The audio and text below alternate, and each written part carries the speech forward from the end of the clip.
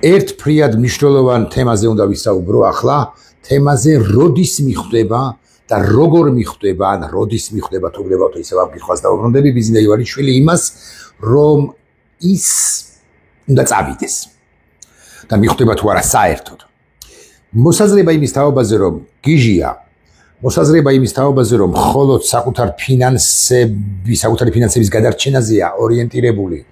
მოსაზრება იმის თაობაზე, რომ რუსეთის აგენტია და რა საკვირველია რუსეთის აგენტია, მაგრამ ჯანდაბა ეს მოსაზრებები უკლებლივ ყველა არის რელევანტური, სწორი, ერთმანეთზე უკეთესი და ასე შემდეგ, მაგრამ ასე ხომ არ იქნება, რომ მათუსალასავით სულ იყოს, ანუ იყოს 25-ში, 26-ში, 27-ში, 28-ში, 32-ში, 25-ში, არ ვიცი, დატოვოს მემკვიდრე და ასე შემდეგ ის მიუხედავად ყველაფრისა მაინც უნდა ვიფიქროთ, რომ მიუხედავად იმისა, რომ შეშლილთა შორის შეშლილია, მაინც მას რაციონალიზმის სახი მაინც შერჩენია და აქედან გამომდინარე, როდის მიხვდება ის, რომ მან უნდა დაანებოს თავი ჩვენს ქვეყანას. მან უნდა თქვას, რომ დავმარცხდი მომეცით ახლა ფინანსებისა და ოჯახის და პერსონალური უსაფრთხოება და წავედი და რაც გინდათ ის გიქნიათ ამ კობახიძისათვის, პაპუაშვილისათვის თუ სხვებისათვის და მე გეტყვით, რომ ეს ყველაფერი დამოკიდებული არ არის უშუალოდ ივანიშვილზე, ჩემი აზრით, ეს ყველაფერი მაინც საერთაშორისო კონიუნქტურაზეა დამოკიდებული. აი ახლა ერთი თემა უნდა განვიხილოთ თქვენთან ერთად. ტრამპმა რამდენიმეჯერ აი მარტში, თებერვალში, იანვარშიც, აპრილის 26-მდე რუსეთს რამდენიმეჯერ შესთავაზა მან შეთანხმება. პუტინმა ყოველი კარგი სატელეფონო საუბრის შემდეგ და აიმედებდა ტრამპს, ყოველ შემდგომ ჯერზე გადააგდო ტრამპი. რატო? და ტრამპი ამას მიხვდა. ტრამპი ამას ჩახვდა, ტრამპმა გაიგო, რამდენად ბზაკვარი პოლიტიკოსია პუტინი, არასანდო პოლიტიკოსია, ხო?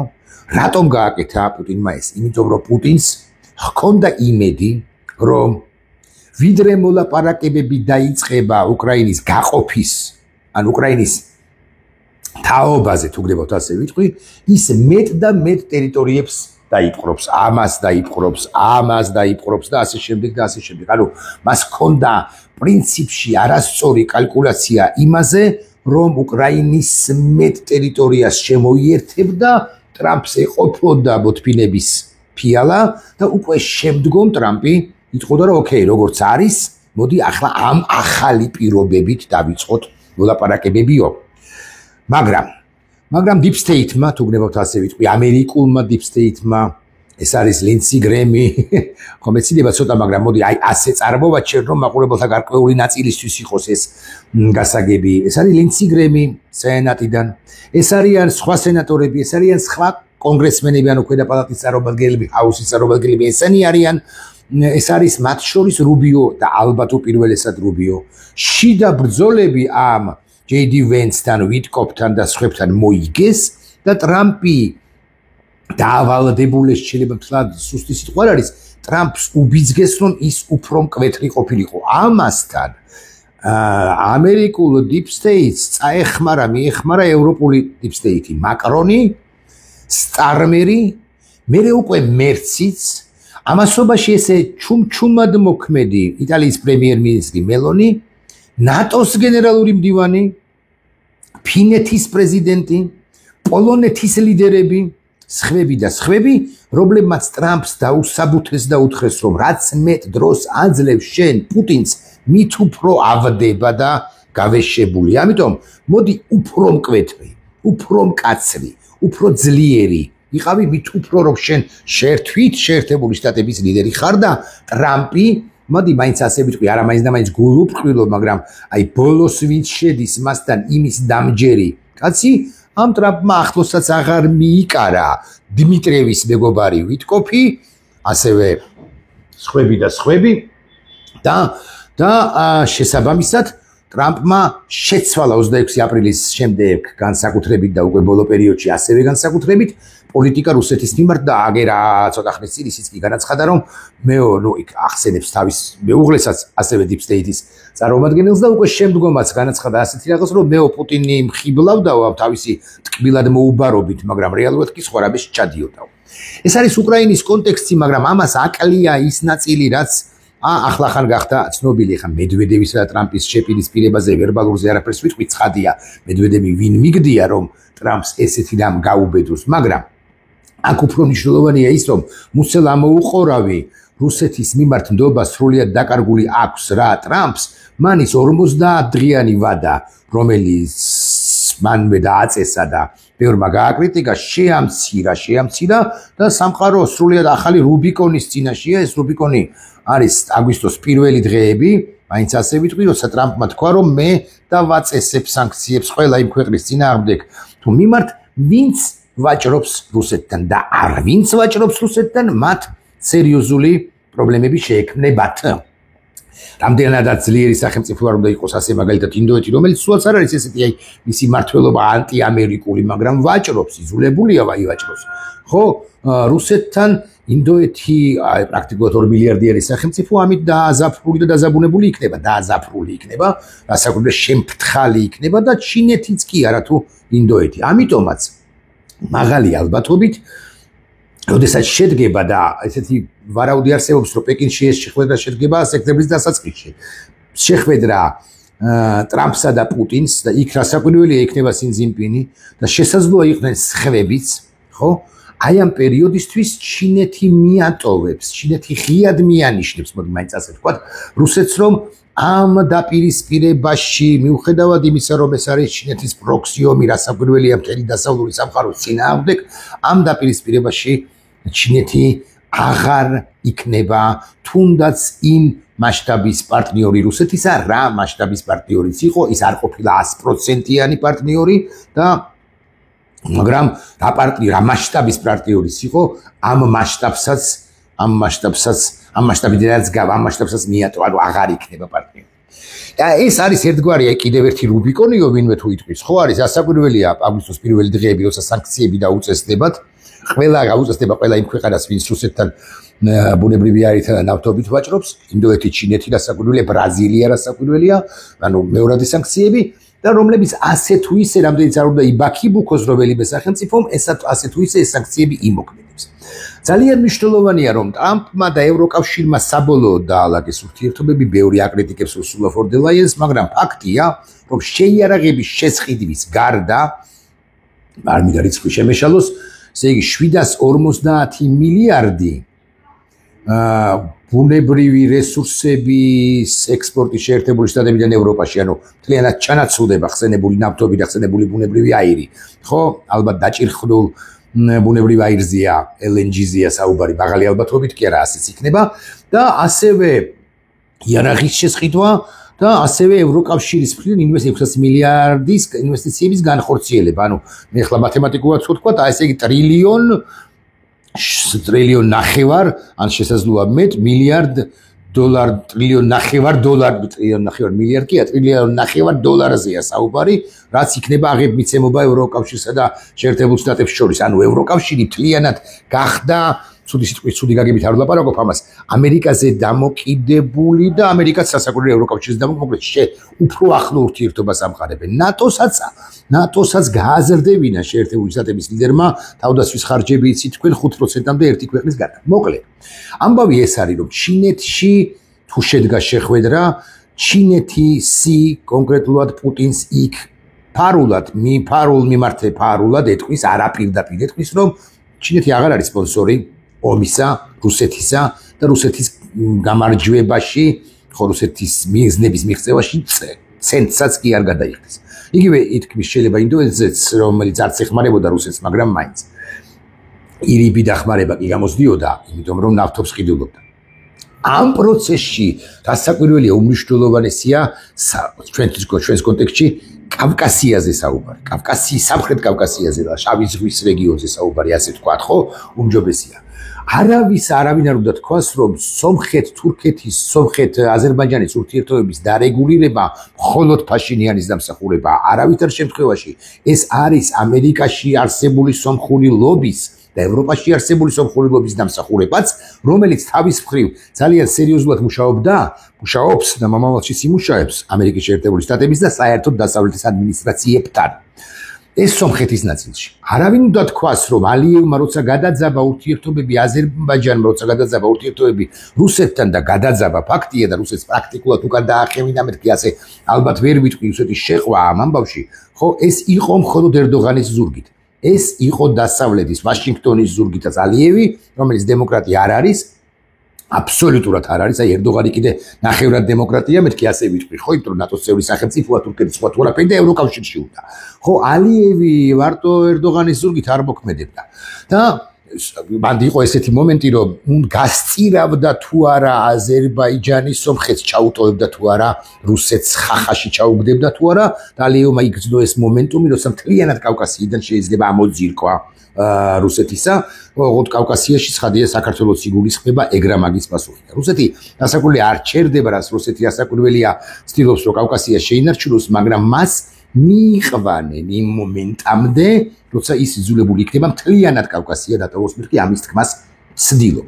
აქ საინტერესოა ივანიშვილი, პერსონალურად ამ პერსონის ხსენებით დავიწყეთ და ამ ჩვენი დე-ფაქტო მმართველის კრიტიკა რასაკვირველი უნდა მოვაყოლოთ, მაგრამ კითხვა უნდა დავსვათ, ხო, როდისღა მიხვდება ის, მას ამერიკელებმა უნდა უთხრან ხაზს უსვამ, რომ კავკასია მთლიანად დაკარგა რუსეთმა და კავკასიას რუსეთი კარგავს როგორც სივრცეს და რუსეთს კი აქვს სურვილი, რომ სადღაც მოიპოვოს გამარჯვება უკრაინაში დამარცხების კვალდაკვალ უკრაინაში გამარჯვების პარალელურად და მსოფლიოს აჩვენოს, რომ აგე ქართველები მობობღდნენ ჩემს გთანო, მაგრამ კავკასიას რომ კარგავს ამის ნათელი დასტურია კავკასიის მიღმა ირანში განხორციელებული ისრაელისა და შეერთებული შტატების ერთობლივი სპეცოპერაცია ფორდოს დაბომბვა პირველ ყოვლისა, ირანის ძალიან დასუსტება, ისრაელის წამოწევა, ისრაელსა და თურქეთს შორის ურთიერთობების დალაგების ცდილობა, თურქეთის ნაბიჯები ევროკავშირისაკენ, როგორც ევროკავშირის ევროპული სივრცის უსაფრთხოების ნაწილად უნდა იქცეს თურქეთი, უკრაინელების ამავე სივრცის ნაწილად ქცევა გარდაქმნა და მოკლედ ის ამერიკული პოლიტიკა და ხაზგასმით ვამბობ ამერიკული პოლიტიკა, რომელიც ევროპაში ან ამ რეგიონში და არა მხოლოდ ამ რეგიონში, არამედ ცენტრალურ აზიაშიც ტარდება, იცით თქვენ რომ უზბეკეთიც და ყაზახეთიც აქტიურად არიან ჩართულნი, ოღონდ დიპლომატიურად ცხადია იმ ანტირუსეთობაში, რუსეთის საწინააღმდეგო პოლიტიკაში, რომელიც რუსეთს ბუნებრივი აღიზრდებს, მაგრამ ამ უკანასკნელს არ ყოფნის რესურსი, რომ ესე ხელფეხი იქნიოს, ყველა მიმართულებით უკრაინაში იქნებს ვერაფერს შვება, ესტონეთისკენ და ბალტიის სახელმწიფოებისკენ ვერც გაიქნებს, იმიტომ რომ მაინც ნატოს ხოლმის ქვეშ არიან, ცენტრალური აზიის სახელმწიფოებისკენ ვერ გაიქნებს სურვილის მიუხედავად, არადა ისინიც უტყდებიან თუ სწორი ზმნა არის, ისინიც ეთესებიან თუ ასევე სწორი ზმნა არის. ამიტომ შავი ზღვაში შემოდიან ამერიკელები და ბიზინა ამას წინააღმდეგობას უბრალოდ ვერ გაუწევს, ბარემ რომ თქვა, ოღონდ ეს ვერ მოხდება ხვალზე, ეს მინდა კარგად აღვხსნა, ეს მაინც დროში გაჭიმულია, თუმცა გადაწყვეტილება უკვე მიღებული ამბავია, ბარემ რომ თქვა, შავ ზღვაში ამერიკელები დამკვიდრდებიან და ამასობაში ეს სტამბულის არხიც კი, რომლის მშენებლობას პრინციპში გაჩერებული შეიძლება არ არის სწორი სიტყვა, მაგრამ დუნედ მიმდინარეობდა, რომელიც მონტრეს კონვენციას უვლის გვერდს და ეს კონვენცია ვერ გადაფარავს მას, ანუ არ შეეხება მას, ესეც იქნება გაჭრილი მიუხედავად იმისა, რომ ძალიან მრავალმილიარდიანი პროექტია და 23-ში თუ არ ვცდები უნდა დასრულებული იყო, 24-ში უნდა დასრულებული იყო და არსებითი წინსვლები არ იყო თითქოს, მაგრამ ახლა განახლდა სტამბულის არხზე მუშაობა, ანუ გაჭრა უზარმაზარი არხისა, სადაც ივლიან და რანაირი სამხედრო გემები მათ შორის და რანაირი კონვენცია მათ არ შეზღუდავს შემოვლენ იმ ბოსფორსა ეხება ხო ის კონვენცია და აქ ბოსფორის ალტერნატივა თუ გაჩნდება, ბუნებრივია ეს ძალიან კარგი იქნება. ამასობაში მეგობარი აქტი იქნება მიღებული, ეს ყველაფერი გავიგეთ და ეს ყველაფერი ძალიან მნიშვნელოვანი კია, მაგრამ სხვანაირად მინდა წარმოვაჩინო ახლა. ეხლა ბიზინა ეს საკითხი. ბიზინა როდის მიხვდება, როდის გასწირავს კობახიძეებს შესტენის, პაპუაშვილებს შესტენის, დინარაძეებს შესტენის, უკლებლივ ყველა უკეთურებას, რომელიც ჩვენ ქვეყანაშია.